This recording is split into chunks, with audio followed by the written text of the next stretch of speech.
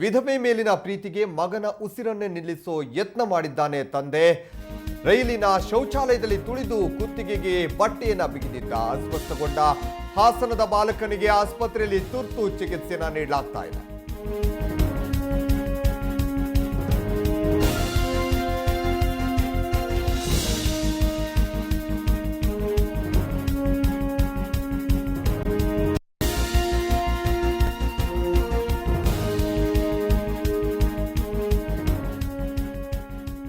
ವಿಧವೆ ಮೇಲಿನ ಪ್ರೀತಿಗೆ ಮಗನನ್ನೇ ಭೀಕರವಾಗಿ ಹತ್ಯೆಗೆ ಯತ್ನಿಸಿರುವಂತಹ ಘಟನೆ ಶಿವಮೊಗ್ಗದಲ್ಲಿ ನಡೆದಿದೆ.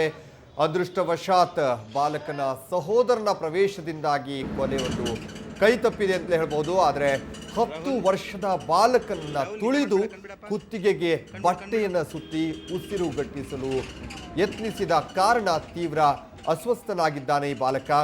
ಹಾಸನದ 10 ವರ್ಷದ ರಾಹುಲ್ ತನ್ನ ಹತ್ತಿರದ ಸಂಬಂಧಿಯಾದ 15 ವರ್ಷದ ಉತ್ಸವ್ ಜೊತೆಗೆ ಆಯುಧ ಪೂಜೆಯೆಂದು ರೈಲಿನಲ್ಲಿ ಶಿವಮೊಗ್ಗಕ್ಕೆ ಅಂತ ಹೊರಟಿದ್ದ. ಬೆಳಗ್ಗೆ ರೈಲು ಅರಸೀಕೆರೆ ದಾಟ್ತಾ ಇರುವ ಸಂದರ್ಭದಲ್ಲಿ ರೈಲಿನ ಶೌಚಾಲಯಕ್ಕೆ ಹೋಗಿದ್ದಾನೆ. ಸ್ವಲ್ಪ ಹೊತ್ತು ಆದರೂ ಬರಲಿಲ್ಲ ಅಂತ ಟ್ರೈನಲ್ಲೆಲ್ಲ ಹುಡುಕಾಡುವಾಗ ಏನಾಗಿದೆ ಅಂತ ಬಾತ್ರೂಮಿಗೆಲ್ಲ ನೋಡುತ್ತಿದ್ದೆ. ಪಕ್ಕದಲ್ಲಿರೋರೆಲ್ಲ ಕೇಳಿದ್ರು ಏನಪ್ಪ ಅಂತ, ಹಿಂಗಿದೆ ಒಬ್ಬ ಚಿಕ್ಕ ಹುಡುಗ ಎಲ್ಲೇನಾರು ಬಂದ ಅಂತ ಕೇಳಿದಾಗ ಅವ್ನು ಒಳಗಿದ್ದಾನೆ ನೋಡಪ್ಪ ಅಂತ ಹೇಳಿದರು. ಆವಾಗ ನಾವು ಬಂದಾಗ ಅವ್ನು ಯಾರನ್ನು ತುಳಿತಾ ಇರೋದನ್ನು ನೋಡಿದೆ. ಕೆಳಗೆ ಸೈಡಿಂದ ಬಗ್ಗೆ ನೋಡಿದೆ. ಆವಾಗ ಅವನು ರಾಹುಲನ್ನು ತುಳಿತಾ ಇರೋದನ್ನು ನಾನು ನೋಡಿದೆ. ಆವಾಗ ಕಿರ್ಸ್ಕೊಂಡೆ ಎಲ್ಲ ಬಂದರು. ಆವಾಗ ಎಸ್ಕೇಪ್ ಆಗ್ಬಿಟ್ಟ. ನಾನು ರಾಹುಲಿಗೆ ಏನಾಗಿದೆ ಅಂತ ನೋಡೋಕೆ ಹೋದೆ. ರಾಹುಲ್ ಮಾತಾಡೋ ಸ್ಟೇಜಲ್ಲಿ ಇರಲಿಲ್ಲ, ಅನ್ಕಾನ್ಷಿಯಸ್ ಆಗಿದ್ದ. ರಾಹುಲ್ ಅನ್ನೋರಿಗೆ ಟ್ರೈನಲ್ಲಿ ಹತ್ಯೆ ಮಾಡೋಂಥ ಪ್ರಯತ್ನ ಮಾಡಿದಂಥವನು ಚಂದ್ರು ಅಂತ ತಿಳಿದು ಬಂದಿದೆ ಅವನ ಹೇಳಿಕೆಯಿಂದ. ಅವನು ಈ ರೀತಿ ಮಾಡಲಿಕ್ಕೆ ಕಾರಣ ಏನಂತ ಹೇಳಿದ್ರೆ ಅವ್ರ ತಾಯಿಗೆ, ರಾಹುಲ್ ತಾಯಿಗೆ ಹಾಗೆ ಪದೇ ಅವನು ನನ್ನ ಮದುವೆ ಆಗು, ಇಲ್ಲ ನನಗೆ ದುಡ್ಡು ಕೊಡು, ಅವ್ರು ರಿಜೆಕ್ಟ್ ಮಾಡಿದಂಥ ಸಂದರ್ಭದಲ್ಲಿ ನನಗೆ 2 ಲಕ್ಷ ಕೊಡು 3 ಲಕ್ಷ ಕೊಡು ಅಂತೇಳಿ ಬ್ಲ್ಯಾಕ್ ಮೇಲ್ ಮಾಡ್ತಾ ಇದ್ದ ಕುತ್ತಿಗೆಗೆ. ಓಕೆ, ಈ ಬಗ್ಗೆ ಮಾತಾಡೋದಕ್ಕೆ ನಮ್ಮ ಜೊತೆ ಸ್ಥಳದಲ್ಲಿದ್ದಂತಹ ಆನಂದ್ ಅವರು ನಮ್ಮ ದೂರವಾಣಿ ಸಂಪರ್ಕದಲ್ಲಿದ್ದಾರೆ. ನಮಸ್ಕಾರ ಆನಂದ್ ಅವರೇ. ನಮಸ್ಕಾರ. ನಮಸ್ಕಾರ ಸರ್. ಆನಂದ್ ಅವರೇ, ಆ ದಿನ ನೀವಲ್ಲಿ ಘಟನಾ ಸ್ಥಳದಲ್ಲಿದ್ರಿ, ಏನಾಯ್ತು ಅಲ್ಲಿ ಆ ಸಂದರ್ಭದಲ್ಲಿ? ಸರ್, ನಾನು ಬಂದು ಹಾಸನದಿಂದ ಶಿವಮೊಗ್ಗಕ್ಕೆ ಹೊರಡ್ತಾ ಇದ್ದೆ. ಓಕೆ. ಆ ಬಾಲಕ ಸಮೇತ ಹಾಸನದಿಂದ ಹೊರಟಿರುವಂತದ್ದು. ಸರ್, ಹಾಸನದಿಂದ ನಾವು ಅರಸೀಕೆರೆ ದಾಟಿ ಬಂದ್ಮೇಲೆ ಟ್ರೈನ್ ಬಂದು ಒಂದು 1/4 ಗಂಟೆ ಸ್ಟಾಪ್ ಆಗಿತ್ತು. ಓಕೆ. ನಾನು ಬಂದು ಮೊದಲನೇ ಬೋಗಿಯಲ್ಲಿದ್ದೆ. ನಾನು ನನ್ನ ಹೆಂಡತಿ ನನ್ನ ಮಗು ಜೊತೆ ಇದ್ದೆ. ಓಕೆ. ಯಾಕೆ ಟ್ರೈನ್ 1/4 ಗಂಟೆಯಿಂದ ಸ್ಟಾಪ್ ಆಗಿದೆ ಅಂತ ವಿಚಾರಿಸಿದಾಗ 4ನೇ ಬೋಗಿನಲ್ಲಿ ಯಾವುದೋ ಮರ್ಡರ್ ಅಟೆಂಪ್ಟ್ ಆಗಿದೆ, ಹುಡುಗ ಬಿದ್ದಿದ್ದಾನೆ, ಹೊಡೆತ ಬಿದ್ದಿದೆ ಅಂತ ಹೇಳಿದ್ರು. ಆ ಬೋಗಿ ಹೋಗಿ ನೋಡಿದಾಗ ಆ ಹುಡುಗ ಮಲಗಿದ್ದ. ಓಕೆ. ಮೂಗಲಿ ರಕ್ತ ಇತ್ತು, ಕುತ್ತಿಗೆ ಎಲ್ಲ ಹೆಚ್ಚಿರುವಂತದ್ದು ಎಲ್ಲ ನೋಡಿದೆ. ಅಲ್ಲಿ ಫಸ್ಟ್ ಏಡ್ ಸಮೇತ ಇರ್ಲಿಲ್ಲ ಟ್ರೈನ್ ಅಲ್ಲಿ. ಓಕೆ. ಆ ಫಸ್ಟ್ ಏಡ್ ಎಲ್ಲ ವಿಚಾರಿಸಿ ಅಲ್ಲಿ ಹಲೋ. ಓಕೆ ಹೇಳಿ ಆನಂದ್ ಅವರೇ, ಕೇಳಿಸ್ತಾ ಇದೆ, ಹೇಳಿ ಸರ್. ಅದೇ ಪರಿಸ್ಥಿತಿ ಬಂದು ಕಡೂರಲ್ಲಿ ಸ್ಟಾಪ್ ಮಾಡಿ. ಓಕೆ. ಕಡೂರಲ್ಲಿ ಸ್ಟಾಪ್ ಮಾಡಿ ಕಡೂರಲ್ಲಿ ಆ ಹುಡುಗನ ಕೆಳಗೆ ಇಳಿಸಿದ್ರು. ಇದಿಂತ ಜನ ಅದನ್ನ ಸನ್ನಿವೇಶ ನೋಡ್ತಾ ಇದ್ರು, ಫೋಟೋ ತಗೋತಾ ಇದ್ರು, ವಿಡಿಯೋ ತಗೋತಾ ಇದ್ರು. ಓಕೆ. ಯಾರು ಸಮೇತ ಅದನ್ನ ಏನಾದ್ರೂ ಒಂದು ಡಿಸಿಷನ್ ತಗೊಳ್ಳೋಂಥದ್ದನ್ನ ಯಾರು ಮಾಡ್ಲಿಲ್ಲ. ಓಕೆ. ನಾನ್ ಸ್ವಲ್ಪ ಉದ್ವೇಗ ಪಟ್ಟೆ, ಯಾರಾದ್ರೂ ಜೊತೆಗೆ ಹೋಗಿ ನೋಡ್ಬೋದು, ಇದ್ ಮಾಡ್ಬೋದು ಅಂತಂದೆ. ಅದ್ರಲ್ಲಿ ಯಾರು ರೆಸ್ಪಾನ್ಸ್ ಮಾಡೋರು, ರೈಲ್ವೆ ಡಿಪಾರ್ಟ್ಮೆಂಟ್ ಅವ್ರ ಸಮೇತ ಯಾರು ಅಲ್ಲಿ ಡಿಸಿಷನ್ ತಗೊಳೋ ಸಿಚುವೇಶನ್ ಇರ್ಲಿಲ್ಲ. ಓಕೆ. ನಾನು ನನ್ನ ಹೆಂಡತಿ ಮಗುನ ಅಲ್ಲೇ ಬಿಟ್ಟು ಆ ಹುಡುಗನ ಎತ್ಕೊಂಡು ಅಲ್ಲಿಂದ ಹೋಗಿ ಅವರ ಜೊತೆಗೆ ಒಬ್ಬ ಹುಡುಗ ಇದ್ದ, ಅವರ ಸಂಬಂಧಿ ಹುಡುಗ. ಓಕೆ. ಅಂದ್ರೆ ಆ ಹುಡುಗನ ಜೊತೆಗೆ ಇನ್ಯಾರು ಇರ್ಲಿಲ್ಲ, ಆ ಹುಡುಗನ್ ಬಿಟ್ರೆ? ಇಲ್ಲ, ಈ ಒಂದು ಹುಡುಗ ಒಂದು 9-10ನೇ ವಯಸ್ಸು ಹುಡುಗ, ಇನ್ನೊಂದು ಹುಡುಗ ಒಂದು 15 ವಯಸ್ಸು ಹುಡುಗ. ಓಕೆ. ಓಕೆ. ಆ ಹುಡುಗನ ಕರ್ಕೊಂಡು ಈ ಹುಡುಗನ ಎತ್ಕೊಂಡು ಕಡೂರ್ ಹಾಸ್ಪಿಟ್ಲಿಗೆ ಹೋಗಿ ಅಲ್ಲಿ ಪ್ರೊಸೀಜರ್ ಏನಿದೆ, ಇದು FIR ಅದೆಲ್ಲ ಪ್ರೊಸೀಜರ್ ಮುಗಿಸಿ ಅಲ್ಲಿ ಸೇರಿಸಿದ್ವಿ. ಅಲ್ಲಿ ಫಸ್ಟ್ ಏಡ್ ಮಾಡಿದ್ರು, ಗ್ಲುಕೋಸ್ ಹಾಕಿದ್ರು. ಓಕೆ.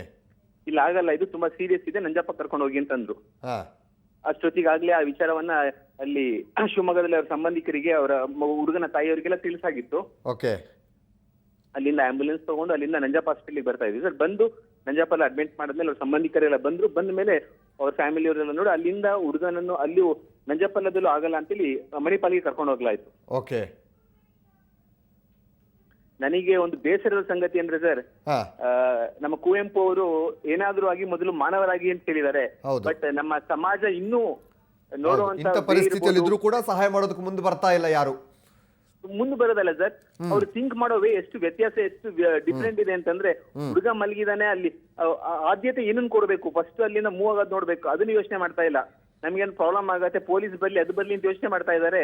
ಆ ಹುಡುಗನ ಜೀವ ಉಳ್ಸಕ್ ಏನ್ ಮಾಡ್ಬೇಕು ಅದ್ರ ಬಗ್ಗೆ ಮಾತಾಡಕ್ ಯಾರು ರೆಡಿ ಇಲ್ಲ. ಖಂಡಿತ ಹೌದು. ಓಕೆ, ಅಲ್ಲಿ 200-300 ಜನ ಇದ್ರು ಒಬ್ರಿಗಾದ್ರೂ ಮಾನವೀಯತೆ ದೃಷ್ಟಿನ ನೋಡುವಂತದನ್ನ ಕಾಣ್ಲಿಲ್ಲ. ತುಂಬಾ ಬೇಸರದ ಸಂಗತಿ. ಯಾಕಂದ್ರೆ ಮೀಡಿಯಾದಿಂದ ಪ್ರತಿಯೊಂದು ವಿಚಾರದಲ್ಲೂ ಸರ್ಕಾರ ಸಮೇತ ಈ ತರ ತೊಂದರೆ ಇದ್ದವರಿಗೆ ಸಹಾಯ ಮಾಡಿ ಅಂತ ಹೇಳ್ತಾ ಇದಾರೆ. ಬಟ್ ಸಹಾಯ ಮಾಡೋದ ನಿರ್ಧಾರ ಯಾರು ತಗೋತಾ ಇಲ್ಲ, ಬರೀ ಮಾತಾಡ್ತಾ ಇದಾರೆ, ನೋಡ್ತಾ ಇದಾರೆ. ಓಕೆ ಓಕೆ ಆನಂದ್ ಅವರೇ, ಸುವರ್ಣದೀಶ್ ಜೊತೆ ಮಾತಾಡಿದಕ್ಕೆ ಧನ್ಯವಾದ. ಈಗ ನಮ್ಮ ಜೊತೆಗೆ ಮಾತಾಡೋದಕ್ಕೆ ರಾಹುಲ್ ಸಂಬಂಧಿಕರಾದಂಥ ಮನೋಹರ್ ಗೌಡರು ಇದ್ದಾರೆ. ನಮಸ್ಕಾರ ಮನೋಹರ್ ಅವರೇ. ನಮಸ್ತೆ. ನಮಸ್ತೆ. ಈಗ ರಾಹುಲ್ಗೆ ಪೆಟ್ಟಾಗಿದೆ, ಏನಾಯ್ತಂತೆ ಈ ಘಟನೆ, ನಿಮ್ಗೆ ಯಾವಾಗ ಗೊತ್ತಾಯ್ತು? ಬೆಳಿಗ್ಗೆ ಅಲ್ಲಿ ಹಾಸನದಿಂದ ಅವನು ಹೊರಟು ಬರ್ಬೇಕಾದ್ರೆ ಇಲ್ಲಿ ಶಿವಮೊಗ್ಗ ದಸರಾ ರಜಕ್ಕೋಸ್ಕರ ಅನ್ಕೊಂಡು ಆ ರೈಲ್ವೆ ಸ್ಟೇಷನ್ ಅಲ್ಲಿ, ಹಾಸನ ರೈಲ್ವೆ ಸ್ಟೇಷನ್ ಅಲ್ಲಿ ಹತ್ಕೊಂಡು ಬಂದಿದ್ದಾರೆ. ಓಕೆ, ಆ ಆರೋಪಿ ಅದನ್ನ ಫಾಲೋ ಮಾಡಿದ್ದಾನೆ. ಓಕೆ, ಅಲ್ಲಿವರೆಗೆ ಅರಸೀಕೆರೆವರೆಗೆ ನಿಂತ್ಕೊಂಡು ಬಂದಿದ್ದಾರೆ, ರಶ್ ಇದೆ ಅಂತ ಹೇಳಿ. ಅಲ್ಲಿ ಅರಸೀಕೆರೆಗೆಲ್ಲ ಪ್ಯಾಸೆಂಜರ್ ಇಳಿದ ಮೇಲೆ ಇವ್ರಿಗೆ ಸೀಟ್ ಸಿಕ್ಕಿದೆ, ಕೂತ್ಕೊಂಡಿದ್ದಾರೆ. ಕೂತ್ಕೊಂಡಾಗ ನನ್ನ ಮಗ ಜೊತೆಗಿದ್ದಂತವನು ಉತ್ತಮ್ ಅಂತ ಹೇಳಿ, ಓಕೆ, ಅವ್ನು ಟಿಫನ್ ತಗೊಂಡ್ಬಂದು ಕೆಳಗಡೆ ಹೋಗಿ ಟಿಫನ್ ತಗೊಂಡ್ಬಂದಿದ್ದಾನೆ. ತಗೊಂಡ್ ಬಂದು ಬಾರ ತಿಂಡಿ ತಿನ್ನೋಣ ಅಂತ ಹೇಳ್ತೀವಿ. ಇಲ್ಲ, ನಾನು ಯೂರಿನ್ ಪಾಸ್ ಮಾಡಿ ಬರ್ತೀನಿ ಅಂತ ಹೋಗಿದ್ದಾನ ಅವನು. ಓಕೆ, ಯೂರಿನ್ ಪಾಸ್ ಮಾಡಿ ಬರ್ತೀನಿ ಅಂತ ಹೋದವನು ಬರ್ತಾನಲ್ಲ ಬಿಡು ಅಂತ ಹೇಳಿ ಒಂದು 2-3-5 ನಿಮಿಷ ಕಾದಿದ್ದಾನೆ. ಕಾದ್ಮೇಲೆ ಯಾಕೋ ಬರ್ಲಿಲ್ಲ ಅಂತ ಹೇಳಿ ಅಲ್ಲಿಂದ ವಾಪಸ್ ಅವ್ರ ತಾಯಿಗೆ ಫೋನ್ ಮಾಡಿದ್ದಾನೆ. ಓಕೆ, ಎಲ್ಲ ಹೋಗ್ಬಿಟ್ಟಿದ್ದಾನೆ, ರಾಹುಲ್ ಕಾಣ್ತಾ ಇಲ್ಲ ಹೇಗೆ ಅಂತ. ಅವಾಗ ನಮ್ಮ ಮನೆಯವ್ರು ನನಗೂ ಹೇಳಿದ್ರು, ಎಲ್ಲಿ ಹೋಗಿರ್ತಾನೆ ಅಲ್ಲೇ ಇರ್ತಾನೆ ಬಿಡಿ, ಅಲ್ಲೇ ಹುಡುಗ ತುಂಬಾ ಹುಷಾರು ಚೂಟಿಯಾಗಿದ್ದಾನ ಅವನು, ಬರ್ತಾನೆ ಬಿಡು ಅಂತ ನಾನು ನೆಗ್ಲೆಕ್ಟ್ ಮಾಡಿ ಕೈ ಬಿಟ್ಟೆ. ಇಲ್ಲಿ ಅವನು ಹುಡುಕಾಡಿ ಇದ್ ಮಾಡಿದಾನೆ. ಲಾಸ್ಟಿಗೆ ಇದನ್ನ ಟಾಯ್ಲೆಟ್ ಹತ್ರ ಹೋಗಿರ್ತೀನಿ ಅಂತ ಹೇಳಿದ್ನಲ್ಲ ಅಂತೇಳಿ ಟಾಯ್ಲೆಟ್ ಹತ್ರ ಹೋಗಿ ದಬ ಬಡ್ದಿದ್ದಾನೆ ಇದನ್ನ ಡೋರ್ ಓಪನ್ ಮಾಡಿಲ್ಲ ಅವನು. ಆಮೇಲೆ ಇವನ್ ಮಲ್ಕೊಂಡ್ ನೋಡಿದಾನೆ. ಅವಾಗ ರಾಹುಲ್ ಕೆಳಗಡೆ ಗ್ಯಾಪ್ ಇರ್ತದಲ್ಲ, ಡೋರ್ ಗ್ಯಾಪ್, ಆ ಗ್ಯಾಪ್ ನಲ್ಲಿ ನೋಡಿದಾನೆ, ಮಲ್ಕೊಂಡ್ಬಿಟ್ಟಿದಾನ ಅವನು. ಆಮೇಲೆ ಇವನ್ ಬಡ ಬಡ ತಕ್ಷಣ ಆಮೇಲೆ ಅಕ್ಕಪಕ್ಕದವ್ರಿಗೆ ಕೇಳಿದಾನೆ, ಇಲ್ಲಿ ಸಣ್ಣ ಹುಡುಗ ಇದ್ದ, ಅದೇ ಒಳಗೆ ಹೋದನ್ ಹೊರಗೆ ಬಂದಿಲ್ಲಪ್ಪ, ತುಂಬಾ ಹೊತ್ತಾಯ್ತು ಅಂತ ಹೇಳಿದ್ದಾರೆ. ಸೊ ಅವ್ನು ಬಡ್ದು ಇದ್ ಮಾಡಿದ ತಕ್ಷಣ ದೇವರಾದ ಅದೃಷ್ಟವಶಾತ್ ಅದು ಏನಾಗಿದೆ, ಶತಾಬ್ದಿ ಗಾಡಿಗೆ ಬಳ್ಳೆಕೆರೆ ಹತ್ರ ಪಾಸಿಂಗ್ ನಿಂತ್ಕೊಂಡಿದೆ ಗಾಡಿ. ಓಕೆ, ಆ ಪಾಸಿಂಗ್ ನಿಂತ್ಕೊಂಡಿರೋಂತ ಸಂದರ್ಭದಲ್ಲಿ ಡೋರ್ ತೆಗೆದು ಅವನು ಎಸ್ಕೇಪ್ ಆಗಿದ್ದಾನೆ. ಇವನು ಪೊಲೀಸ್ ಸ್ಟೇಷನ್ ಕಂಪ್ಲೇಂಟ್ ಕೊಡ್ತೀನಿ ಅಂತ ಜೋರ ಬಡ್ಕೊಂಡಿದ್ದಾನೆ, ಇದ್ ಮಾಡಿದ್ದಾನೆ. ಅವಾಗ ಅವ್ನು ತೆಗ್ದಿಲ್ಲ, ಬಾಗ್ಲು ತೆಗೆದು ವಾಪಸ್ ಒಂದ್ಸರಿ ಮತ್ತೆ ಬಾಗ್ಲು ಹಾಕೊಂಡಿದ್ದಾನೆ. ಆವಾಗ ಆ ಪಬ್ಲಿಕ್ ಯಾರು ಅವನಿಗೆ ಸಪೋರ್ಟಿಗೆ ಬರ್ಲಿಲ್ಲ ಪಾಪ. ಆಮೇಲೆ ಯಾರು 1ನೇ ಬೋಗಿಯಲ್ಲಿ 2ನೇ ಬೋಗಿಯಲ್ಲಿ ಇದ್ದಂತವ್ರು ಬಂದು, ಆನಂದ್ ಅನ್ನೋರು, ಅವ್ರು ಬಂದು ಇದ್ ಮಾಡಿದ್ಮೇಲೆ ಕಡೆಗೆ ಇವನು ಹುಡುಗ ಯಾವ ಟ್ರೈನ್ ಸ್ಟಾಪ್ ಆಯ್ತು ಎಸ್ಕೇಪ್ ಆಗಿ ಅವ್ನು ಓಡೋಗಿದ್ದಾನೆ. ಅವಾಗ ನಮ್ಮ ಹುಡುಗ ಅವನಿಗೆ ಇದ್ ಮಾಡೋದ್ರ ಬದಲು ಮಗನಿಗೆ ತಮ್ಮನ್ ನೋಡ್ಲಿಕ್ಕೆ ಹೋಗಿದ್ದಾನೆ. ಅವಾಗ ಆ ಪರಿಸ್ಥಿತಿ ಅದಿದಾಗಿದೆ. ಓಕೆ, ಯಾರು ಹಲ್ಲೆ ಮಾಡಿರೋದು ಯಾರಂತ ಏನಾದ್ರು ಗೊತ್ತಾಯ್ತಾ? ಹಲ್ಲೆ ಮಾಡಿರೋನು ಯಾರು ಅಂತ ಐಡೆಂಟಿಟಿ ಆಗಿದೆ. ಅವರು ನನ್ನ ನಾದ್ನಿ ಮನೆ ಎದುರುಗಡೆ ಇದ್ದವನಂತೆ. ಅವರು ನೆಟ್ವರ್ಕ್ ಅಲ್ಲಿ ಅವ್ರದ್ದು ವಿಡೋ ಅಲ್ವಾ, ಈಗ ಬೇಲೂರಲ್ಲಿ ಒಂದು ಮನೆ ಸೇಲಿಗೆ ಅಂತ ಹೇಳಿ ನೆಟ್ ನಲ್ಲಿ ಹಾಕಿದ್ರು ಅವರು. ಅದನ್ನ ಇದ್ ಮಾಡ್ಕೊಂಡು ನಮ್ಮ ಮನೆ ಗಿರಾಕಿ ಇದಾರೆ, ಅವ್ರಿದ್ದಾರೆ ಇವ್ರಿದ್ದಾರೆ ಅಂತ ಹೇಳಿ 2-3 ಸಾರಿ ಬಂದಿದ್ನಂತೆ. ಪ್ರಾಪರ್ಟಿ ವ್ಯಾಲ್ಯೂಯೇಷನ್ ಮತ್ತೊಂದು ನೋಡಿ ವಿಡೋ ಅಲ್ಲಿ ಜೊತೆಗೆ ಅಲ್ಲಿ ತಾಯಿ ಒಬ್ಬರೇ ಇದ್ದಿದ್ ಮನೆಯಲ್ಲಿ. ಅವಾಗಿಂದ ಅವ್ರನ್ನ ಟಾರ್ಗೆಟ್ ಮಾಡ್ಕೊಂಡು ಅವ್ರಿಗೆ ಟಾರ್ಚರ್ ಕೊಡ್ಲಿಕ್ಕೆ ಶುರು ಮಾಡ್ದ. ಇಲ್ಲ ಮದುವೆ ಆಗು, ಇಲ್ಲ ಈ ಹುಡುಗನ ಮೇಲೆ ಯಾಕೆ ಹಲ್ಲೆ ಮಾಡ್ಬೇಕಾಗಿತ್ತು ಅಂತ ಅದಕ್ಕೆ ಈಗ ನನಗೆ ಏನು ಅನ್ನೋದು ಅರ್ಥ ಆಗ್ತಾ ಇಲ್ಲ ನಮಗೂ ಕೂಡ. ಆಮೇಲೆ ಅದು ಬ್ಲಾಕ್ ಮೇಲ್ ಮಾಡ್ತಾ ಇರ್ಬೇಕಾದ್ರೆ ಅವ್ನು ಅದನ್ನ ಫೇಸ್ ಮಾಡಿದ್ನಂತೆ, ದುಡ್ಡು ಕೊಡು ಇಲ್ಲ ಇಬ್ರಿಗೊಬ್ರನ್ನ ತೆಗೆದ್ಬಿಡ್ತೀನಿ ನಾನು ಅಂತ ಹೇಳಿ.